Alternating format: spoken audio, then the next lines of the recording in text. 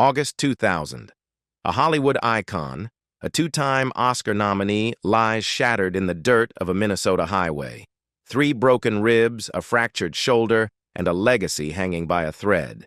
They called her the female Elvis, but Ann-Margret was never just a pretty face behind a microphone. She was a speed demon who cheated death at 120 miles per hour.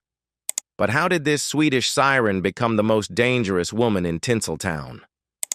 To understand the fire inside Ann-Margret, we have to look past the glitz of the Academy Awards and the neon lights of Las Vegas, traveling all the way back to the quiet, snow-dusted fields of Sweden near the Norwegian border.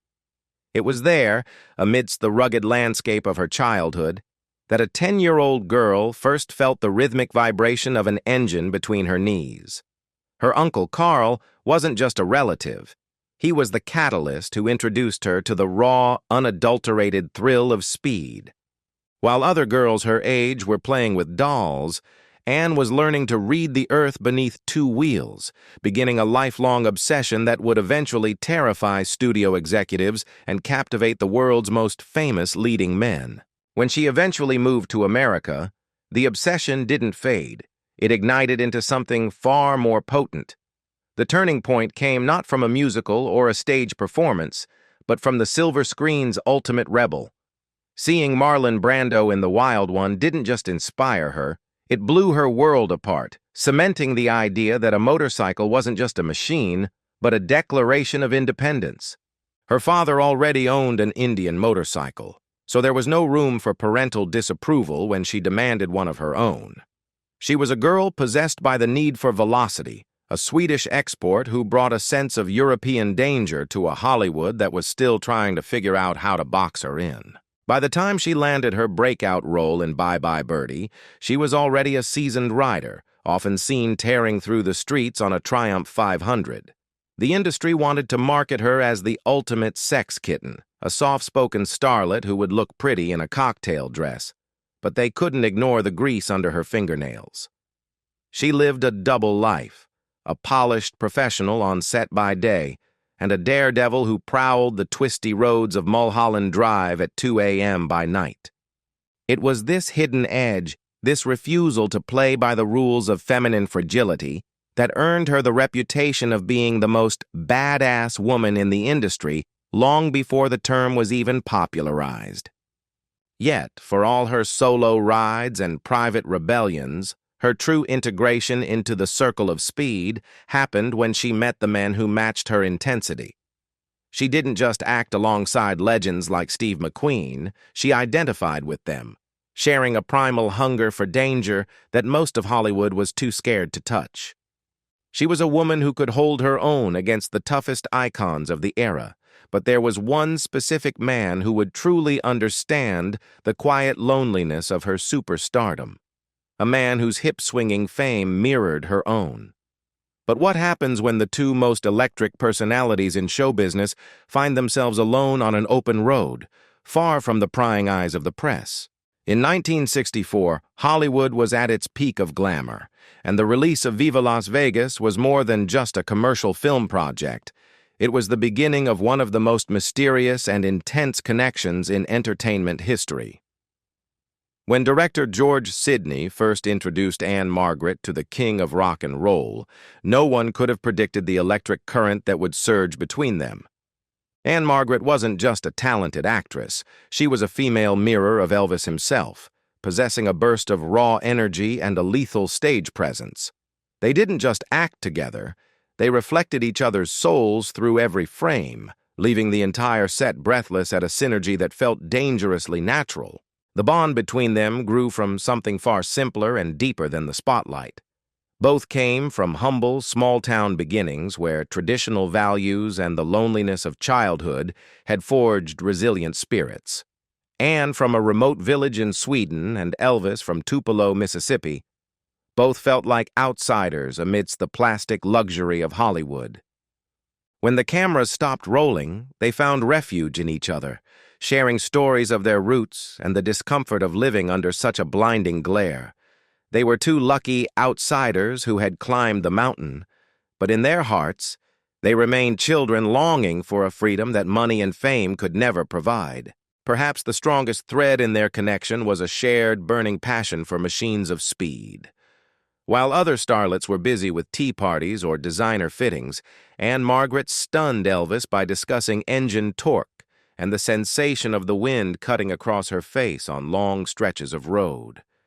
She wasn't a trophy girl sitting on the back of a bike for a photo op. She was a real rider who understood the rhythmic pulse of a Triumph 500 engine as intimately as her own heartbeat. Elvis found in Ann a true counterpart, someone who wasn't afraid to get grease under her fingernails or face danger head-on, and this mutual respect transformed their relationship into something far beyond a standard professional courtesy. Ann-Margret's presence on set didn't just compliment Elvis, it challenged his dominance, forcing him to work harder than ever before. Rumors swirled that her immense talent and screen presence worried Elvis's management, but for the king himself, she was a liberation. He had finally found an equal who could match him in dance moves and velocity on the asphalt. Together they created a private reality where titles like The King or Sex Kitten were meaningless, replaced by the sincerity of two rebels sharing a dream of freedom on two wheels. This connection was so potent that it began to rattle the tightly controlled structures of the studio system. The industry could insure their lives, but it could never buy the obedience of these two restless spirits. Ann-Margret and Elvis were standing at the threshold of something much bigger than a hit movie, but they were about to discover that the freedom they found together would be put to the ultimate test under the suffocating pressure of superstardom. When the studio lights dimmed and the paparazzi finally grew tired, that was when Ann-Margret and Elvis's real lives began. They would regularly flee the gaze of managers and the public, roaring through the streets of California on their motorcycles. In the velvet darkness of the night, they weren't million-dollar assets. They were simply two riders obsessed with speed, soaking in the absolute liberty of the open air under the stars. Those midnight runs weren't just about chasing adrenaline. They were a way to recharge their souls and find a sliver of peace in the center of the hurricane that had become their lives.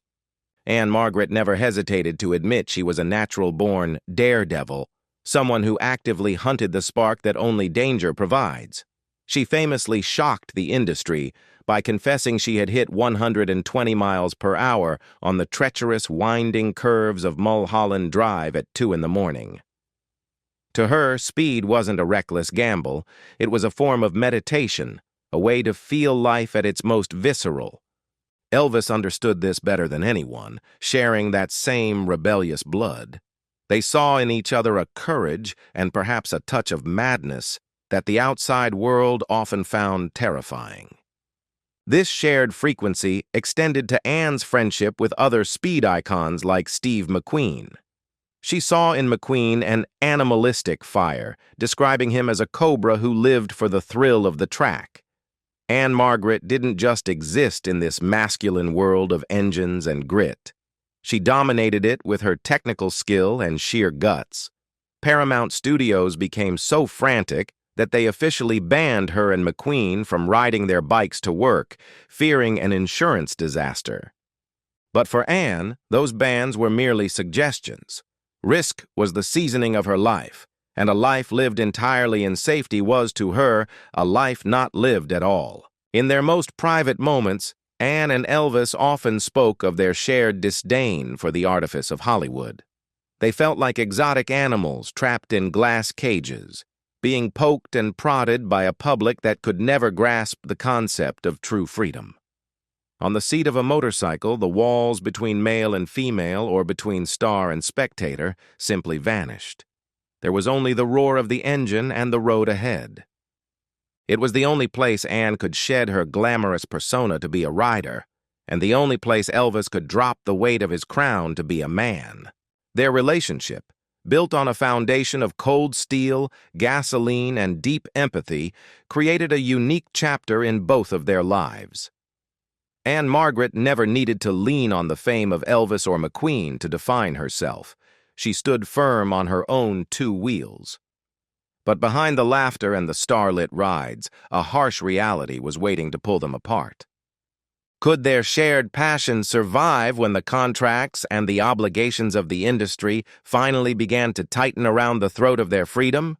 The 1960s were a decade defined by rigid archetypes, especially for women in the spotlight, but Ann-Margret was busy dismantling every box the industry tried to lock her in.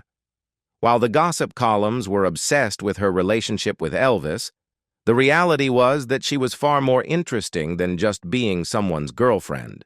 She was a powerhouse of talent, a triple threat who could out-sing, out-dance, and out-act almost anyone on the payroll. This wasn't just a flash in the pan. It was the start of a career that would eventually span 5 decades, earning her 5 Golden Globe Awards, 2 Academy Award nominations, 2 Grammys, and 6 Emmy Awards. But beneath the accolades and the heavy makeup of the era, there was a grit that Hollywood didn't quite know how to handle. They called her a sex kitten, a term that felt increasingly absurd to those who saw her arrive at the studio covered in road dust and smelling of gasoline. Her 7-year contract with 20th Century Fox provided a platform, but it also created a cage of expectations that she constantly rattled. She was a professional who never missed a mark. Yet she carried a silent, Swedish-born stoicism that suggested she didn't need the applause to know her own worth.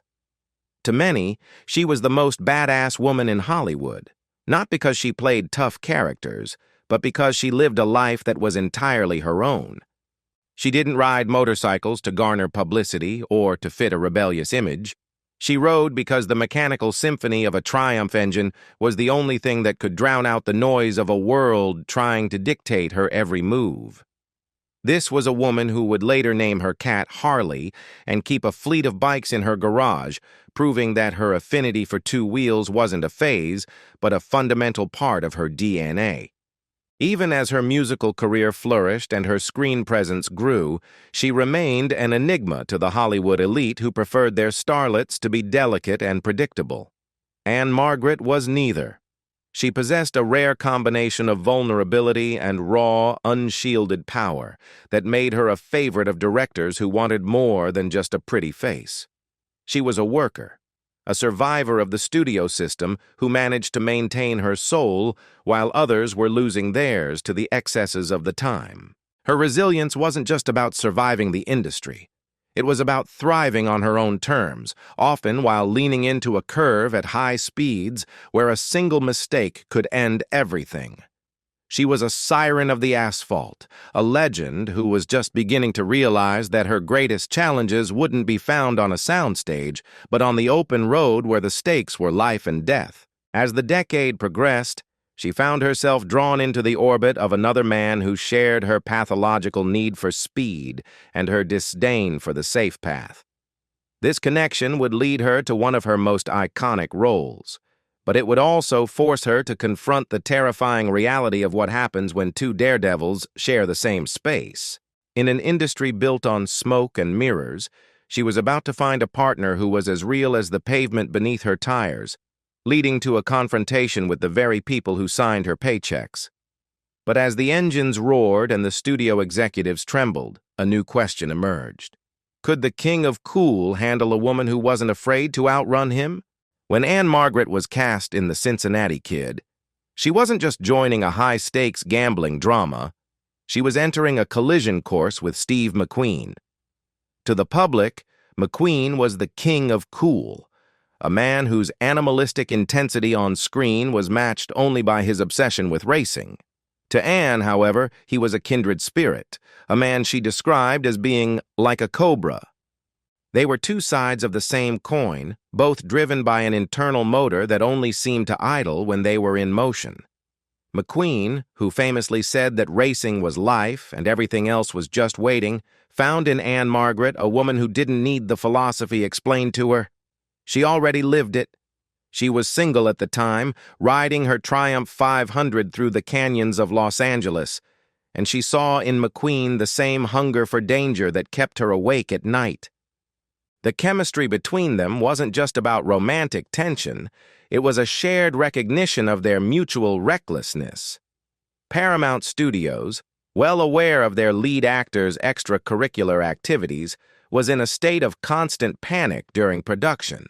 The executives went as far as to officially ban both McQueen and Ann-Margret from riding their motorcycles to work, fearing that a single spill would derail the multi-million-dollar production and leave them with an uninsurable disaster. But telling Steve McQueen and Ann-Margret not to ride was like telling the tide not to come in. McQueen's response to the studio's anxiety was legendary, telling Ann to let them stay nervous. That's their job. It was a defiance that cemented their bond, a middle finger to the corporate machine that tried to sanitize their spirits for the sake of the bottom line. For McQueen, biking was second only to breathing, a way to read the earth and feel truly alive amidst the natural terrain of the desert. This era of her life was a whirlwind of high-speed chases and quiet rebellions, a time when she was truly the queen of the Hollywood gearheads. She wasn't just a guest in the world of motorcycles, she was a permanent resident, a woman who earned the respect of men like McQueen and Eakins, not through her beauty but through her bravery and her technical skill. She saw through the tough guy personas of her co-stars because she possessed that same toughness herself, buried deep under a layer of glamour. They were a breed apart, a small group of icons who lived for the thrill of the red line, unaware that the very machines they loved would eventually demand a heavy price for the freedom they provided. But even as she dominated the screen and the streets, the world around her was changing, and the legends she rode with were beginning to fade into the annals of history. Ann-Margret would continue to carry the torch for the motorcycle culture she loved, eventually leading to a gift from another Hollywood titan that would change the way she was seen on the road forever. This new chapter would bring a splash of lavender and a touch of daisies to the rugged world of Harley-Davidsons, but it would also lead her directly toward the most terrifying moment of her life. What happens when the speed you've spent a lifetime chasing finally catches up to you in the most unexpected place? As the decades rolled on, Ann-Margret's status as a Hollywood legend was set in stone, but her refusal to conform to the expectations of an aging starlet remained her most defiant trait. While many of her contemporaries were retreating into the safety of gated estates and chauffeur-driven limousines, Ann was still looking for her next thrill. It was during this period that her friendship with another icon, Burt Reynolds, took a mechanical turn. Reynolds, though not the die-hard motorcycle guy, in the vein of a Steve McQueen or an Elvis Presley, recognized the fire that still burned in Ann's soul. He gifted her a Harley-Davidson, a gesture that signaled her transition from the nimble triumphs of her youth to the heavy, rumbling iron of American muscle. But in true Ann-Margret fashion, she wasn't about to ride a stock bike that looked like everyone else's. She took that heavy machine and did something that would make most tough guy bikers do a double take. She had it painted a soft, striking lavender. To make the statement even clearer, she had the Harley-Davidson logo enclosed in white daisies, with lavender and daisy lettering that looked more like a garden party than a biker rally. It was a brilliant, subtle subversion of the hyper-masculine motorcycle culture. She was telling the world that she didn't need to wear black leather or look mean to be the fastest person on the road. She could be feminine, she could love flowers, and she could still outrun you on a twisty canyon road. This bike became her signature, a rolling piece of art that proved badass isn't a costume you put on, but a confidence you carry. By the time she reached the year 2000, Ann-Margret was no longer just a rider. She was an institution. She had survived the studio system, outlived many of her famous co-stars, and maintained a career that most actors would die for. Yet, the road has a way of reminding even the most experienced legends that it doesn't care about your Golden Globes or your Oscar nominations. She was 60 years old, still hopping on her lavender Harley and caning it with the enthusiasm of that 10-year-old girl in Sweden. She felt invincible, a survivor of Hollywood's darkest eras who had found her sanctuary on two wheels. But the open road was about to demand a price that nearly cost her everything, proving that even a goddess of speed is subject to the laws of physics. The morning of the accident in August 2000 started like any other for a woman who lived for the adrenaline of the track. Ann-Margret was in Minnesota, serving as the Grand Marshal for an NHRA event, a role that perfectly suited her reputation as a high-octane enthusiast. She wasn't there just to wave a flag and look pretty. She was there to be part of the culture she loved. But as she was riding, the unthinkable happened. A simple patch of sand, a hidden rock, and a momentary loss of traction, the basic ingredients of a nightmare for any motorcyclist. In an instant, the lavender Harley was no longer a symbol of freedom, but a heavy projectile. Anne was thrown from the bike, her body skipping across the pavement in a brutal display of gravity's indifference to fame. The toll was devastating. 3 broken ribs and a fractured shoulder. For a woman in her 60s, these weren't just injuries, they were potential career enders. Or worse. The news sent shockwaves through Hollywood, with many assuming that this would finally be the moment the Swedish siren hung up her helmet for good. The physical pain was immense, but for Anne, the psychological weight of the crash was even heavier. She was a woman whose identity was built on her agility, her grace, and her fearlessness. Lying in a hospital bed, shattered and bruised, she was forced to confront her own mortality in a way that no film script could ever simulate. It was a moment of reckoning for the woman who had once outrun the sunset on Mulholland Drive. Yet those who thought the accident would break her spirit clearly didn't know the woman who had survived the Cobra Steve McQueen and the King Elvis Presley. Ann-Margret's recovery wasn't just a medical process, it was a mission. She didn't view the crash as a sign to stop, but as a hurdle to clear. The badass reputation she had spent decades cultivating wasn't built on never falling. It was built on the fact that she always got back up. While her doctors and family might have wished for her to settle into a quieter life, Anne's eyes were already fixed on the horizon. She wasn't mourning her lavender Harley.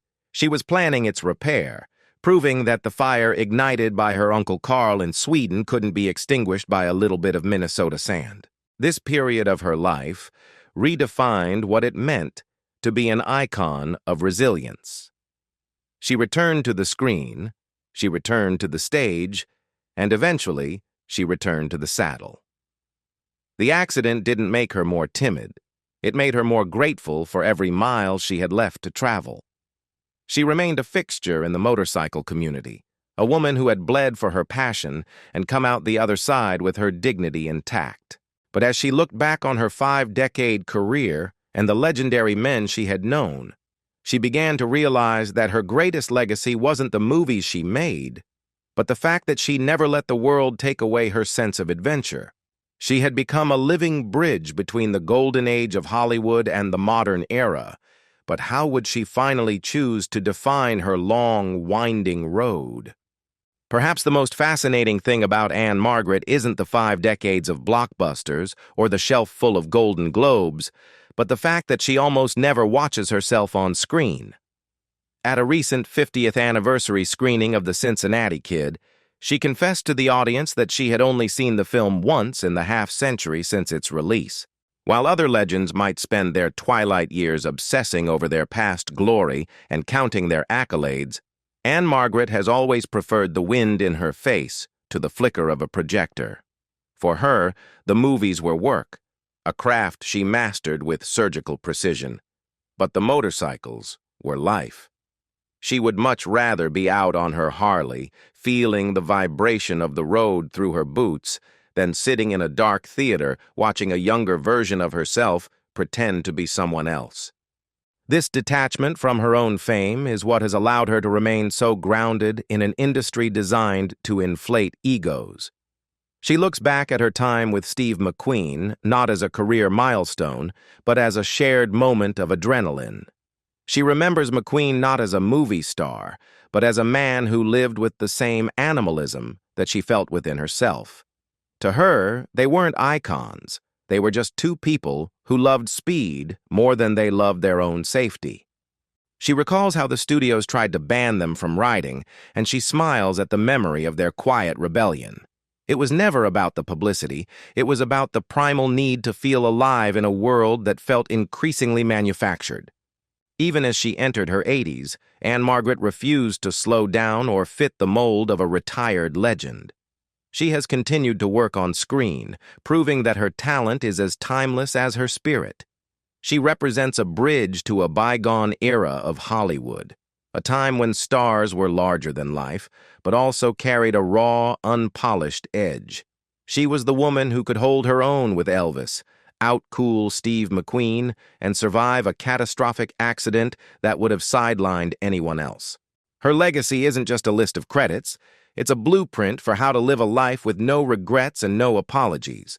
She remains a hero to gearheads and cinema lovers alike, a woman who proved that you can be a sex symbol and a grease monkey at the same time. Looking back at her journey from the snow-covered fields of Sweden to the sun-drenched canyons of California, one thing becomes clear: Ann-Margret was never just a passenger in her own life.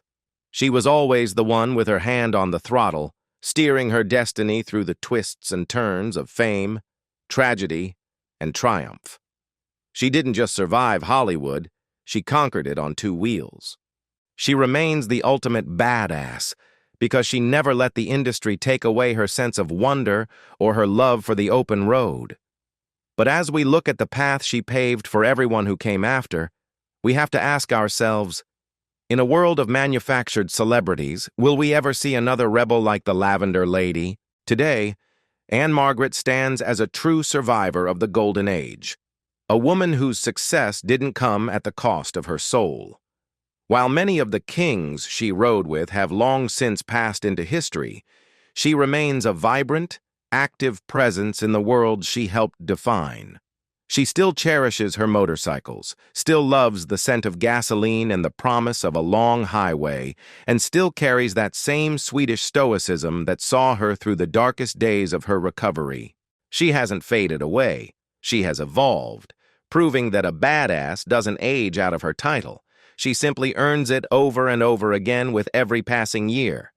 Her story is a powerful reminder that the things that make us feel most alive are the things worth fighting for, no matter the risk. The message of Ann-Margret's life is simple. Don't let the world box you in, and never be afraid to go a little bit faster than they tell you is safe. Whether she was breaking hearts on the big screen or breaking ribs on a Minnesota highway, she did it with a grace and a courage that few could ever hope to match. She is more than just a legendary actress or a singer. She is a symbol of the enduring human spirit, a woman who chose the thrill of the ride over the safety of the sidelines. As she continues her journey, she leaves behind a trail of lavender paint and daisy decals, a path for every person who has ever felt the need to escape the ordinary and find themselves in the roar of an engine. Thank you for joining us on this deep dive into the extraordinary life of Hollywood's most resilient daredevil. Ann-Margret's journey from Sweden to superstardom is a testament to the power of staying true to yourself, even when the world expects you to be someone else. If you enjoyed this look at a true vintage icon, make sure to hit the like button and subscribe to the Age of Vintage channel for more stories of the legends who defined an era. We'd love to hear your thoughts in the comments below. What is your favorite Ann-Margret moment? And do you think she truly is the most badass woman in Hollywood history? Join our community, and let's keep the spirit of these legends alive together. Legends alive together. Legends alive together. Legends alive together.